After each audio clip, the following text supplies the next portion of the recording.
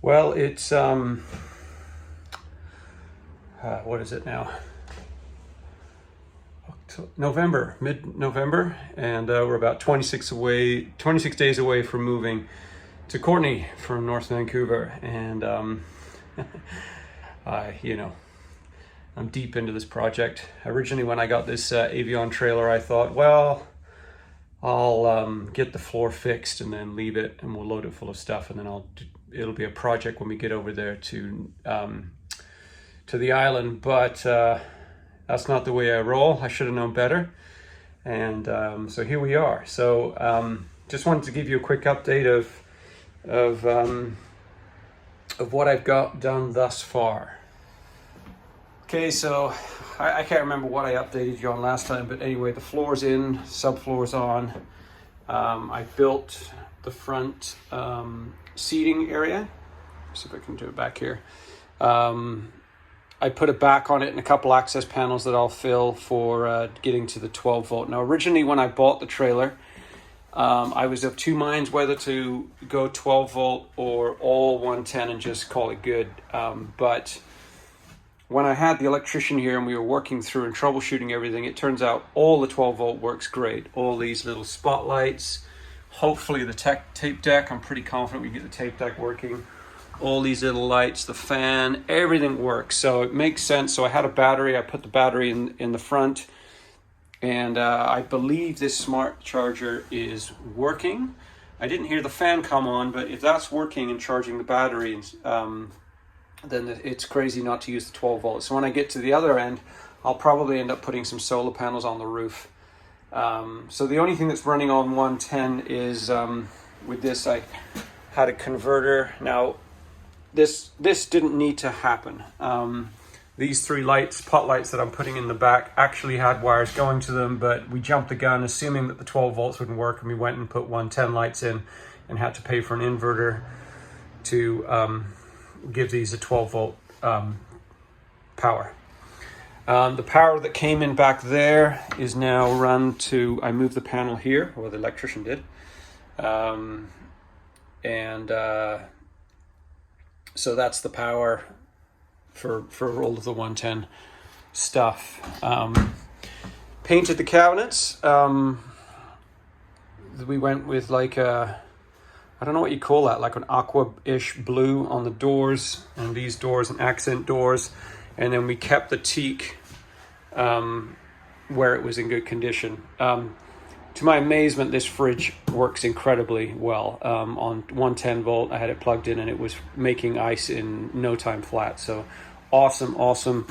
Obviously really high-end one, I think. But you know, from the 70s, still works great. So yeah, the color scheme has been aqua blue there. We've got this blue-black that we're accenting because this wall was already painted, these walls. I guess I could paint that little V there. You can see there's kind of like I don't know, like a melamine backsplash here that we've kept. Went with a darker countertop. I just went with an Arborite counter because it was so skinny here. I knew that stone was going to be problematic. So I just picked this up from Rona. Picked this, you know, Glacier Bay is a bit of a tut-tut, you know, but great little Glacier Bay bar fridge. Nice and square, modern. Went with a gold. I've heard this is a bit of a, you don't do this often. You don't put gold and silver and stainless, but it actually works. So a nice cheap Glacier Bay gold tap. Stove is back in. I've got to actually pull that out and hook up the gas feature to it, the gas.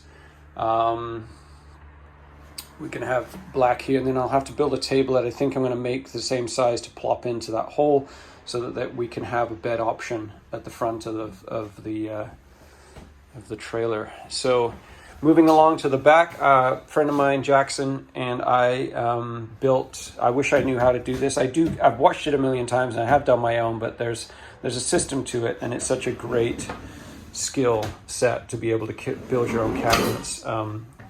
So yeah, we built this cabinet here, which will be for clothes. There's tons of cabinetry here. I mean, if you're just staying for a couple of nights, I mean, just endless hang your clothes on this side. But I have this big open spot here because originally there used to be a bathroom at the back that we're not having. We're building that outside. So cabinets there, a couple of drawers under here for probably linens under the bed. It was a lot of work to do this area. So we're going to have a queen size bed in here going this way. This is the bed head. I had to build this out because there's a junction box in here, but it actually looks pretty cool, and eventually this will be all green. So the back area has gone with this kind of cozy green, still kind of keeping the retro vibe. So this would be a nice back spot. The reason I did this is because of the curves. You can't, obviously I don't want to curve the mattress.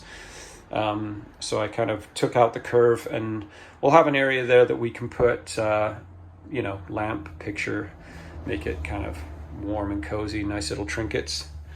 And hooked up the heaters. So these Amaze heaters, I actually have another Airstream over on the mainland, on the island that I've purchased, and he had these Amaze heaters, and he said that they're, well, for one, you can literally put your hand on it when it's fully cranking and it's just warm. It's not like scalding hot. It seems like it's been built out of some kind of concrete board or something that contains heat, because it actually, when you press it, I had to press it into the corner here, it does chip quite easily. So I thought it was ceramic, but it's not. It doesn't seem to be anyway. So this was about, these are 400 watts. You can get 600 watt ones. I got 2 of these. Apparently they're way cheaper than baseboard heaters because they actually hold the heat in. So you have a timer that comes with it, and then I guess during peak hours you would have it off, and when it's cheaper you would have it charge, you know, heating up, and then it does hold the heat. So it'll be an experiment, but I've got 2 400 watts, which I hopefully will be enough to heat this baby in the winter. And they're aesthetically, I think, pretty cool. I mean, it is kind of crammed in the corner here, but a lot better looking than a baseboard heater. You know, you can, it doesn't matter if you touch it, it's not going to burn you. So I have one there and one here at the entrance.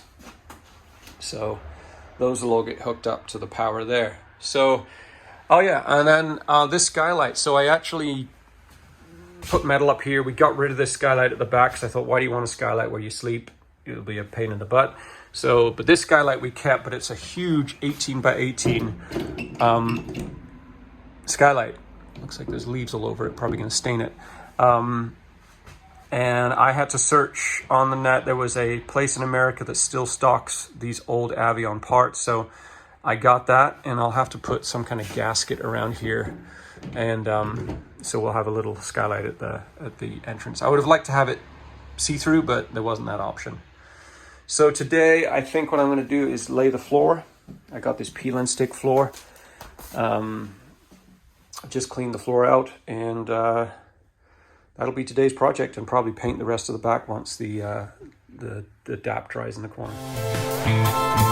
Wading into the river.